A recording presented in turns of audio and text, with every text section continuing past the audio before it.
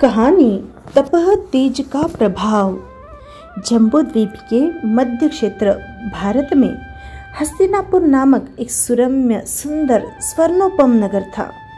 नगर के बाहर ही नंदनवन के समान सुरम्य मनमोहक क्रीड़ा स्थली थी, जिसका नाम सहस्त्राम्र उद्यान था। प्रतिदिन हजारों व्यक्ति उसकी सुंदरता पर मुग्ध होकर क्रीड़ा मन बहलाव के लिए आते थे। उस नगर में धन धान्य समृद्धि वैभव से परिपूर्ण गंगदत्त नामक एक गाथापति निवास करता था। वह अपने समय का विख्यात व्यापारी था। देश विदेश से उसके यहाँ व्यापार चलता था। ईमानदारी, सत्यता और अपने ग्राहकों की संतुष्टिकरण नीति से उसका व्यापार चमक रहा था। कोई व्यापारी उसका सामना करने का साहस नहीं कर सकता था। यदि कर भी लेता तो उसके सामने टिक नहीं सकता था। भव्य प्राणियों को धर्म का मर्म समझाने, पतितों को उठाने, जनता जनार्दन का उद्धार करने, गांव-गांव में विचरण करते हुए अरहंत भगवान मुनि सूरत स्वामी सहस्त्राम्र नामक वनोद्यान में अपनी स्वीकृत प्रतिज्ञानुसार विराजमान हुए। देवदुंदुभी का नाद सुनकर धर्मप्राण जनता दर्शनार्थ पहुंची। गंगदत्त गाथापति ने भगवान के आगमन की चर्चा सुनी तो उसका हृदय कमल खिल पड़ा। स्नानादि क्रिया से निवृत्त होकर वस्त्राभूषणों से अलंकृत हो भगवान के दर्शनों के लिए पैदल ही चले। पद यात्रा से विशेष लाभ होगा, अतः बिना वाहन ही भगवान के दर्शन समय में वहां पहुंचा। विधि पूर्वक वंदना नमस्कार करके परिउपासना प्रदक्षिणा करके नियत स्थान पर वह बैठ गया।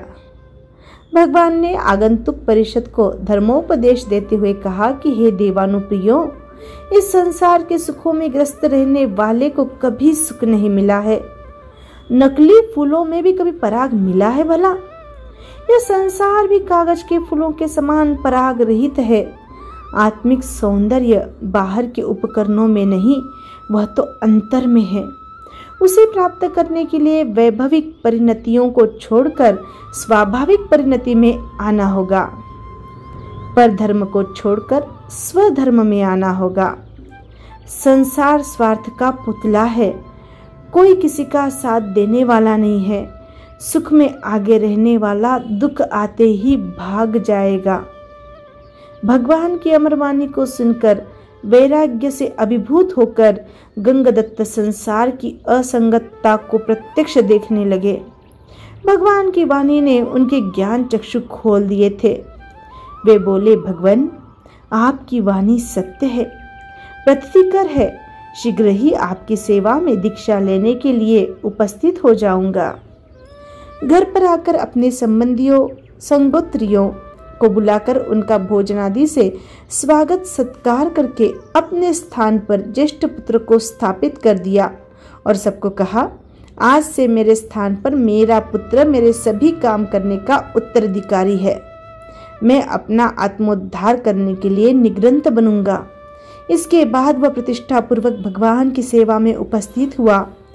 पंचमुष्टि लोच करके साधु वेश में भगवान के पास पहुंचकर श्रमण प्रवज्जा अंगीकार कर मुनि संघ में सम्मिलित हो गए। अब उन्होंने अपना ध्यान आत्मा में केंद्रित कर लिया। तब जब ज्ञान ध्यान में पूर्ण रूपेण संलग्न हो गए। 11 अंगों का सम्यक अध्ययन किया। तपस्या से अपने कर्मों को कमजोर बना दिया। अपनी अंतिम घड़ी सन्निकट जानकर 1 मास की सल्लेखना संथारा करके आलोचना प्रत्यालोचना की। समाधि पूर्वक मरण प्राप्त कर महाशुक्र के महासामान्य विमान में देव रूप में उत्पन्न हुए। वहां 17 सागरोपम स्थिति वाले देव बने। एक बार वहीं माया मिथ्या दृष्टि देव से चर्चा में व्यस्त हो गए। प्रश्न था कि परिणमते हुए पुद्गल परिणत न कहे जाकर अपरिणत कहे जाते हैं, क्योंकि वे पुद्गल अभी परिणमन रहे हैं, अतः वे परिणत नहीं कहे जा सकते। उस पर सम्यक दृष्टि देव ने यानी गंगदत्त मुनि के जीव ने मिथ्या दृष्टि देव से कहा, परिणमते हुए पुद्गल परिणत कहलाते हैं, चूंकि वे पुद्गल हो रहे हैं, अपरिणत नहीं परिणत कहलाते हैं। शंका निवृत्त्यर्थ वह श्रमण शिरोमणि भगवान महावीर से अपनी शंका के निवारणार्थ पहुँचे। उसके पहले वहां शकेंद्र प्रश्न पूछने के लिए उपस्थित थे। वह गंगादत्त देव के तपह तेज रूप को न सहन करने के कारण उठकर चले गए। इसके पश्चात भगवान ने भी गंगादत्त रूपी देव के उत्तर को यथार्थ बताया। इस तरह से गंगादत्त ने अपने सारे वैभव का त्याग कर जो संयम ग्रहण करके तप त्याग की आराधना की, उसका यह फल रहा कि उनके तप त्याग को शकेंद्र महाराज भी सहन न कर सके, तो अपने तप त्याग को बढ़ाए और जीवन में आनंद पाए। जय आनंद।